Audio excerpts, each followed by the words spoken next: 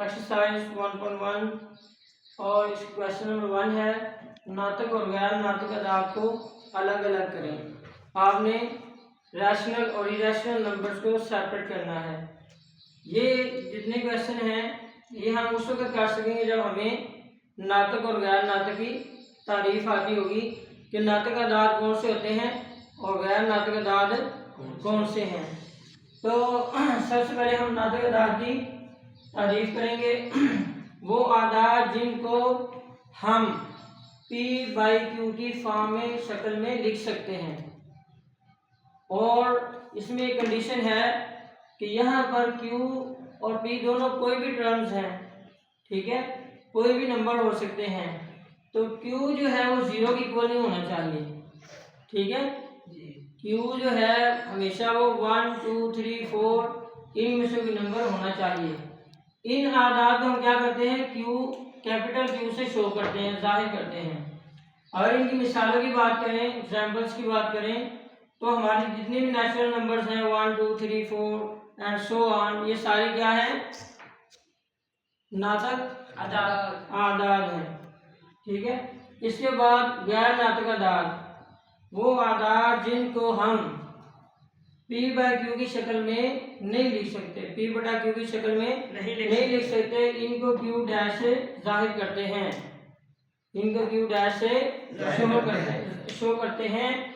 मिसालें देखें, √2 ये क्या है, गैर नाटक है और इनको इर्रेशनल नंबर बोलते हैं।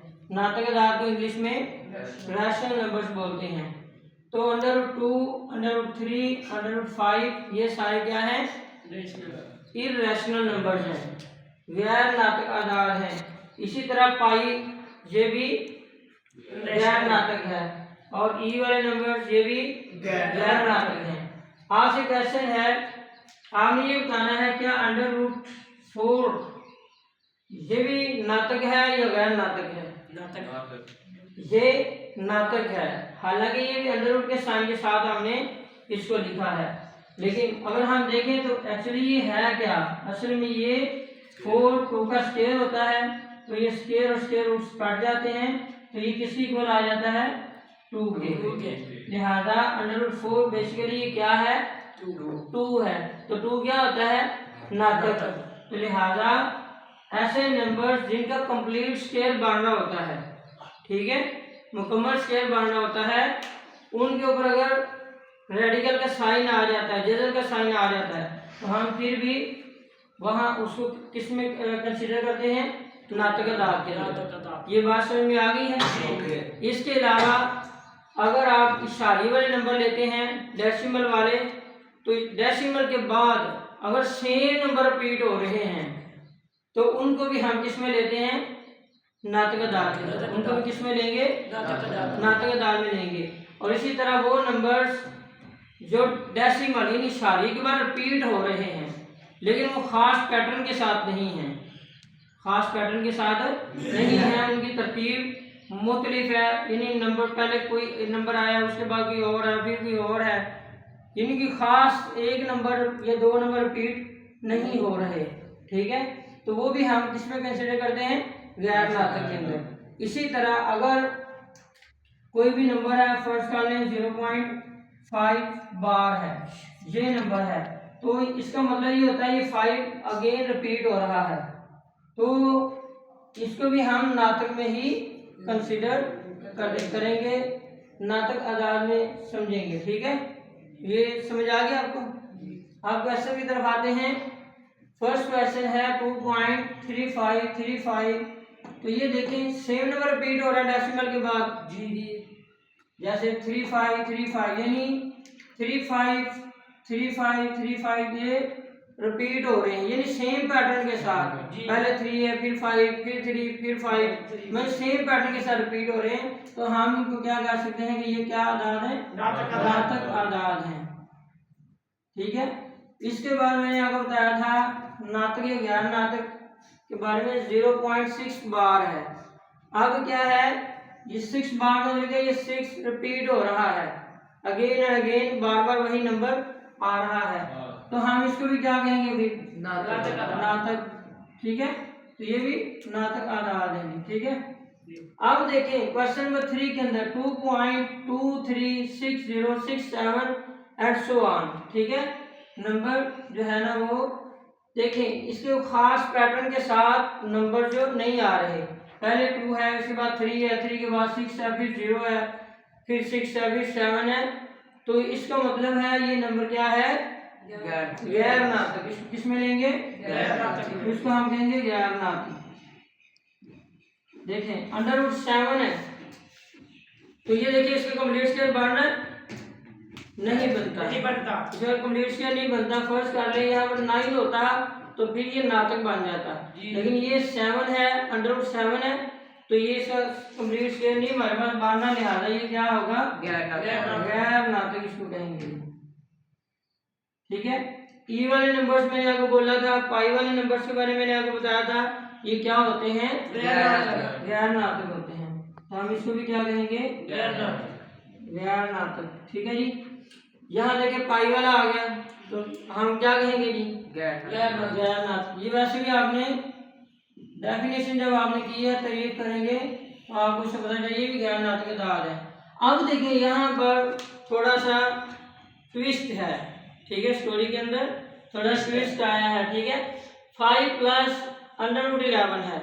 अब देखें एक जो ये वाला नंबर है, ये कौन सा नंबर क्या बन रहा है, गैर नातक बन रहा है, क्योंकि कंप्लीट स्केयर नहीं बनता। ठीक है, स्केयर नहीं कटेगा, इसको बनेगा नहीं। ठीक है, लिहाजा ये तो गैर नातक है, लेकिन 5 नातक है जी। जब ऐसी कंडीशन आ जाए कि एक रकम नातक है और दूसरी गैर नातक हो, तो हम क्या करते हैं, हम इसके ऊपर गैर नातक का हुक्म ही लगाएंगे। ठीक है, जिस तरह आप मदरसे में या हदीस में ये सही ज़ईफ का हुक्म लगाते हैं, इसी तरह इसके ऊपर गैर नातक का हुक्म लगाएंगे जी।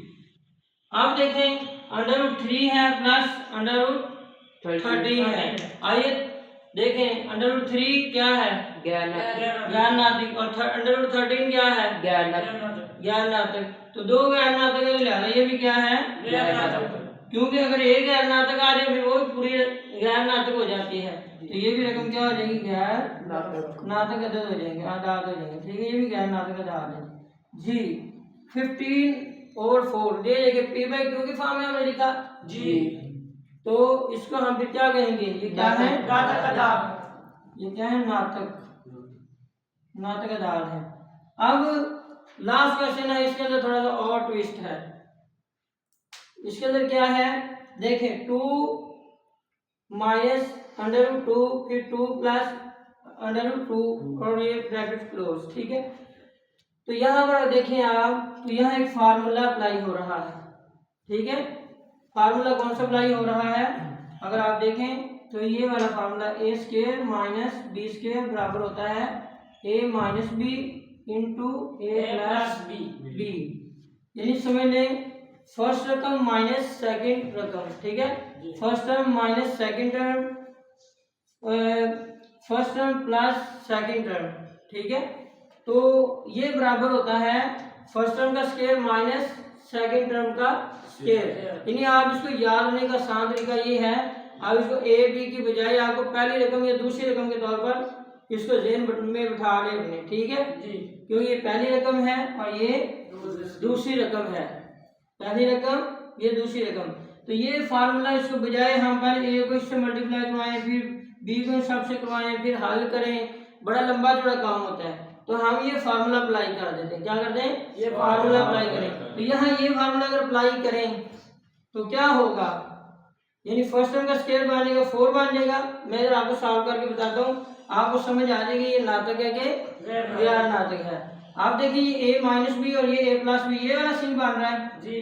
देखिए ये a - b बन रहा है, ये a + b बन रहा है। First term minus second term आ रहा है, फिर first term plus second term आ रहा है। समझ आ रही बात जी जी। नेक्स्ट देखें, हमने इसको इस फार्मूले के मुताबिक अगर लिखें तो पहले फर्स्ट टर्म का स्क्वायर माइनस √ सेकंड टर्म का स्क्वायर, ये आ जाता है। अब नेक्स्ट टर्म में क्या करें, 2 का स्क्वायर किसके इक्वल होता है, 4 के। 4 माइनस ये स्क्वायर रूट एक दूसरे से काट गया। काट जाएंगे क्योंकि एक दूसरे के दुश्मन है। 4 माइनस 2 करें तो क्या आ जाता है 2। तो ये इसका आंसर है बेसिकली 2। ये देखें इसका आंसर बेसिकली क्या है 2 है। तो हम इसको 2 भी कह सकते हैं। तो ये 2 क्या है नाटक। तो लिहाजा ये क्या होगी रकम फिर नाटक। इस फार्मूले की वजह से ये क्या है नाटक है। समझ आ गई जी। नाटक अदा है। बेस्ट